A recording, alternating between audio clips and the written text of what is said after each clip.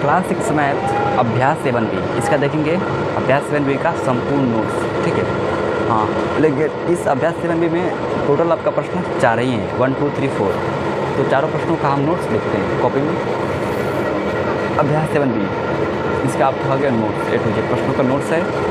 तो इससे पहले कुछ चीज़ें हमको याद रखना चाहिए, मैं वो चीज़ दिखाता हूँ।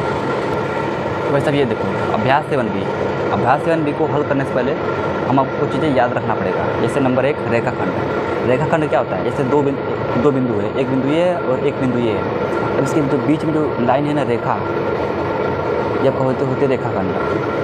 ठीक है, अब ये देखो रेखा कैसे करते हैं। रेखा हमारा एक बिंदु ये है और एक बिंदु ये है, लाइन ऐसे खींच देंगे, इन दोनों आपको लगा रहेगा तीर का निशान। इसका मतलब ये होता है इस रेखा को हम आगे बढ़ा सकते हैं। ठीक है, लेकिन इसमें हम आगे नहीं बढ़ा सकते। जब इसको हम आगे नहीं बढ़ा सकते हैं, इसे बोलते हैं रेखाखंड। और इसे हम आगे दोनों तरफ आगे बढ़ा सकते हैं, इसे बोलते हैं रेखा। किरण क्या होता है? एक तरफ बिंदु होगा और एक तरफ तीर का निशान होगा। तो हम इस तरफ से आगे नहीं बढ़ा सकते हैं, लेकिन हम इस तरफ आगे बढ़ा सकते हैं। जहाँ ठीक है, तो हम एक तरफ आगे हम लाइन को इस तरफ से बढ़ा सकते हैं और एक तरफ नहीं, जिसे बोलते हैं कीटड़ा। ठीक है, ये आप छोटे छोटे पॉइंट्स याद रखेंगे। अब हम देखते हैं अभ्यास 7B का A to Z प्रश्न का नोट। अब देखिए भाई, अभ्यास 7B का पहला क्वेश्चन हमारा ये हो जाएगा, अपनी अभ्यास पुस्तिका में एक रेखा खींची और अंग्रेजी वर्णमाला के एक छोटे अक्षर का प्रयोग करके उसका नाम लिखिए। ठीक है, बोला है क्या? एक रेखा खींची। रेखा हमारा वही होती है जिसको हम दोनों तरफ बढ़ा सकते हैं। ठीक है, और इसका मैंने एक नाम दे दिया L। इसका आंसर हो जाएगा। क्वेश्चन 2 देखो, बोला है अपने आसपास के में उपलब्ध वस्तुओं की सहायता से कोई 3 ऐसे उदाहरण दीजिए जिनसे रेखाओं या उनके भाग का बोध होता हो। नंबर 1, कमरे की दीवारें। ठीक है, उसमें रेखा होता है ना दीवारें में। कमरे की छत, वो भी 4 कोना होता है इस तरह से। ब्लैक बोर्ड की भुजाएँ, और ब्लैक बोर्ड इस तरह से होता है ना। तो ये सब क्या है? ये रेखा ही तो है। ठीक है, उनमें रेखाओं या उनके भाग का बोध होता है ना। 3 बोला था तो हमने 3 का उदाहरण हल दे दिया। ठीक है, इसका हो जाएगा इसका आंसर। आगे देखो आप, क्वेश्चन नंबर 3।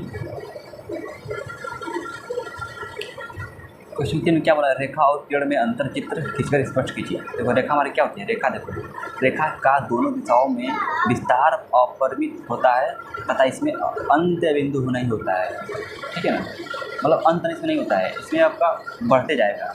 वही होता है हमारा रेखा, जैसे हमने आपको एग्जाम्पल में स्टार्टिंग बताया था। ठीक है, किरण क्या होता है? किरण में एक ही दिशा होती है, इसमें केवल एक ही अंत्य बिंदु होता है, मतलब इसमें एक ही और इसको हम बढ़ा सकते हैं। ठीक है, और एक तरफ नहीं, यही होता है हमारा किरण। तो इन दोनों में इसका अंतर हो गया, वो भी चित्र सही है।